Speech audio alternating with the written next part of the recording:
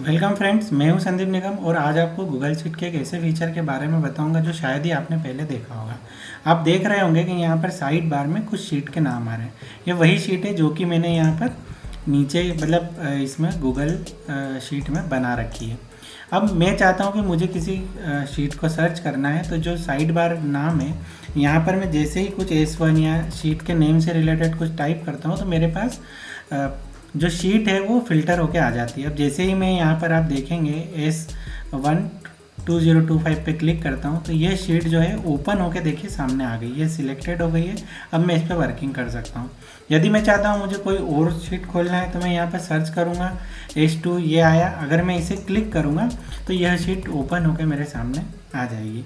यह कोई Google sheet का फीचर नहीं है, यह मेरे द्वारा बनाया गया है एप्स स्क्रिप्ट का उपयोग कर। इस फीचर को इसलिए बनाया गया कि जब हमारे पास बहुत सारी शीट हो जाती है और हमें किसी को सर्च करना हो या फाइंड करना हो तो हम आसानी से नहीं ढूंढ पाते, हमें एक एक करे उन्हें ढूंढना होता है।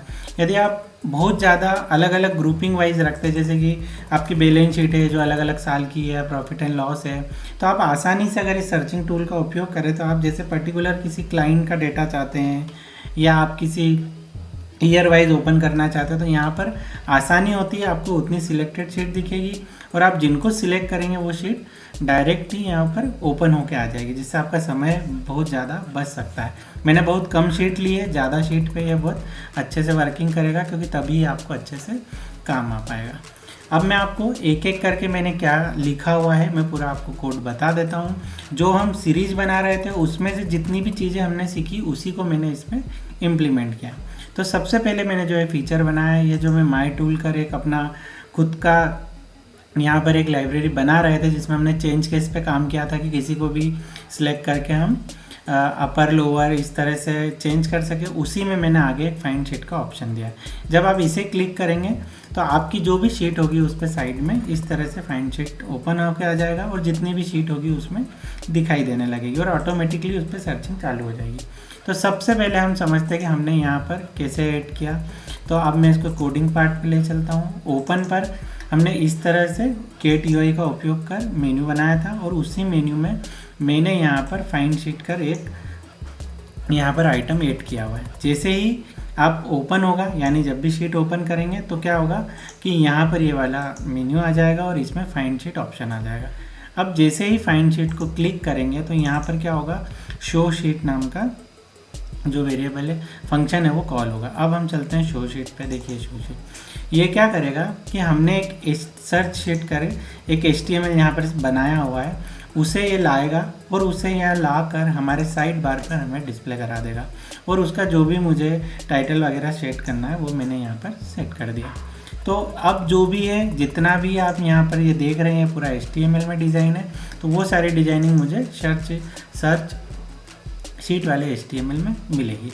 अब हम यहाँ से चलते हैं सर्च शीट वाले पर। हमने क्या किया हुआ है, तो आप जब वहाँ पर आएंगे तो यहाँ पर कुछ तो मैंने बूटस्ट्रैप की जो CDN होती है उन्हें जोड़ ऐड की हुई है। उसके बाद मुझे कुछ क्लासेस वगैरह बनानी थी स्टाइल, वो मैंने यहाँ लिया है। और सबसे पहले जैसे ही पेज ओपन होता है तो सबसे पहले हम लोड शीट नाम का एक फंक्शन बना हुआ है उसे कॉल करते हैं। अब लोड शीट क्या है, तो लोड शीट एक जावास्क्रिप्ट का फंक्शन है। ये फंक्शन क्या करता है कि जैसे ही आप ओपन करते हैं तो ये एप्स स्क्रिप्ट के गेट शीट्स नाम के फंक्शन को कॉल करता है। ये भी हमारे द्वारा कस्टम बनाया हुआ है। अब एक एक को ना समझते हुए हम पूरे फ्लो के हिसाब से इसे समझते जाते हैं। तो अब हमने देखा कि यहाँ पर क्या हो रहा है कि जैसे ही पेज ओपन होता है वैसे ही गेट शीट्स नाम का जो फंक्शन है वो कॉल होता था। अब हम चलते हैं एप्स स्क्रिप्ट पर। एप्स स्क्रिप्ट पे हम चले तो हमारा गेट शीट नाम का यह फंक्शन कॉल हुआ। यह फंक्शन क्या करता है, जो भी एक्टिव स्प्रेडशीट है उसे हम हमारे पास लाता है। उस शीट में कितनी नंबर ऑफ शीट है हम उन्हें काउंट करते हैं।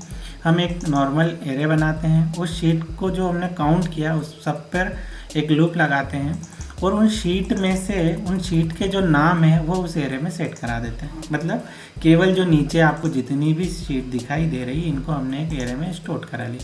एरे में स्टोर कराने के बाद उसे शॉर्ट कर लेते हैं ताकि एक स्पेसिफिक ऑर्डर में आ जाए, ताकि ढूंढने में हमें अच्छा रहे, और उसे हम रिटर्न करा देते हैं।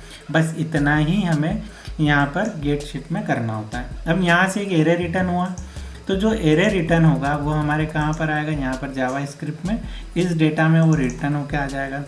इस डेटा पर हम ईच $each वाला फंक्शन चलाते हैं, एक लूप चलाते हैं, और वो क्या करता है कि जितने भी हम डेटा लाए उनको एक TR बनाता है, और TR के बाद एक TD बनाता है और उसमें उन वैल्यू को सेट कर देता है। यानी कि आप जो ये देख रहे हैं एक टेबल बनी हुई है और टेबल के TD में सारी वैल्यू को सेट कर दिया। साथ में सर्चिंग के लिए कुछ क्लासेस बनाई है, उनका उपयोग कर लिया ताकि आप सर्च आसानी से कर सकें। तो दो मेरे द्वारा ही बनाई हुई FBox और MBox वाली क्लास है जो मैंने यहाँ पर कॉल कर दी। जब आप इस पर क्लिक करें तो क्या होना चाहिए कि वो जो शीट है वो सिलेक्ट होना चाहिए। तो हमने क्या किया, यहाँ पे माई सिलेक्ट कर एक फंक्शन बनाया और उसमें दिस पास करा दिया, यानी कि जिस पर हम क्लिक करेंगे वो सिलेक्ट हो जाएगा। अब हम चलते हैं माई सिलेक्ट वाले पर, इसे थोड़ा सा होल्ड करते हैं। यह जो यहाँ से स्ट्रिंग रेडी होगी यह टेबल में आकर ड्यू टेबल में आके डिस्प्ले हो जाएगी। ड्यू टेबल क्या है, HTML में एक ब्लैंक ड्यू बना हुआ है जिसमें डेटा सेव होता है और ऊपर एक सर्च वाला बॉक्स है जिससे कि हम कुछ भी सर्च यहाँ से कर सकते हैं। अब यहाँ से जो डेटा है वह आकर आपके टेबल पे सेट हो गया। उसके बाद आपने जब माई सिलेक्ट को क्लिक किया तो माई सिलेक्ट क्या करता है, एक तो उसे फॉन्ट को बोल्ड करने के लिए सिलेक्टेड क्लास का यूज़ किया है, ताकि आप देख रहे होंगे जब हम यहाँ क्लिक करते हैं तो ये बोल्ड होके आ जाती है। तो इसके लिए हमने इस क्लास का उपयोग किया है सिलेक्टेड का, और यहाँ से हम गूगल एप्स स्क्रिप्ट के सिलेक्ट शीट नाम के फंक्शन को कॉल कर देते हैं और यहाँ से उस शीट का नाम भी पास कर देते हैं। अब हम चलते हैं एप्स स्क्रिप्ट पर। एप्स स्क्रिप्ट पर जो हमने कॉल किया वो किया सिलेक्टेड शीट और यहाँ शीट का नाम आया। तो जो शीट का नाम हमने पास किया उस शीट को हमने गेट शीट बाय नेम के द्वारा उस शीट को हमने एक वेरिएबल में लिया और सेट एक्टिव शीट कर उस शीट को हमने सामने लाकर ओपन करा दी। मतलब एप्स स्क्रिप्ट में हमने जो काम किया है ओपन पे हमने मेन्यू में ऐड किया है। उसके बाद जैसे ही हम इस पर क्लिक करते हैं यहाँ पर तो हमें साइड बार लाना होता है, तो उसके लिए हमने ये वाला कोड लिखा हुआ है। उसके बाद जैसे ही साइड बार ओपन होता है तो उसमें जितनी भी शीट्स हैं उनके नाम दिखाने के लिए हमने ये वाला लॉजिक लगाया है। और जब आप शीट पे क्लिक करते हैं तो सिलेक्टेड शीट वाला ये वाला फंक्शन कॉल किया जो कि शीट को एक्टिव कर देता है और हमारे सामने आ जाता है। इतना काम एप्स स्क्रिप्ट में किया हुआ है।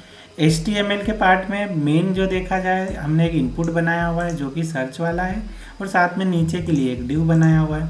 इस ड्यू को हम डायनामिकली फिल कराते हैं लोड शीट से, और लोड शीट से ये डेटा खुद एक टेबल बनाता है और वो टेबल आके यहाँ पर फिट सेट हो जाती है ड्यू टेबल पर। जब सिलेक्ट करते हैं तो ये फंक्शन कॉल होकर एप्स स्क्रिप्ट के फंक्शन को कॉल करता है। और साथ में जब आप माई इनपुट पे कॉल करते हैं तो उस इनपुट के की अप पर हमने क्या किया हुआ, जो भी कैरेक्टर हम टाइप करते हैं, जैसे कि मैंने यहाँ पर S टाइप किया तो S से रिलेटेड S1 से रिलेटेड क्या क्या डेटा नीचे है उसे फिल्टर करने के लिए छोटा सा फंक्शन ये बना के हमने यहाँ लगाया। उस टेक्स्ट को सर्च करता है और सर्च करने के बाद उसे टेबल में फ़िल्टर कर देता है और वो डेटा हमें यहाँ पर डिस्प्ले हो जाता है और क्लिक करके हम ओपन कर लेते हैं।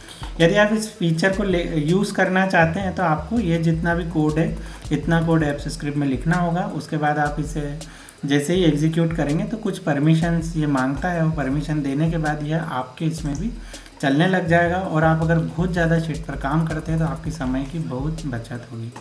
तो आशा है मुझे आपको किस तरह से आप फाइंड शीट का लॉजिक लिख कर सर्च किसी भी शीट को सर्च कर सकते हैं, बहुत अच्छे से समझ में आ गया होगा। इस वीडियो से रिलेटेड कोई क्यूरी हो, कोई डाउट हो तो आप निसंकोच मुझे कमेंट कर सकते हैं। ये वीडियो कैसा लगा बताना ना भूलें। मिलते हैं नेक्स्ट वीडियो में। Thanks for watching.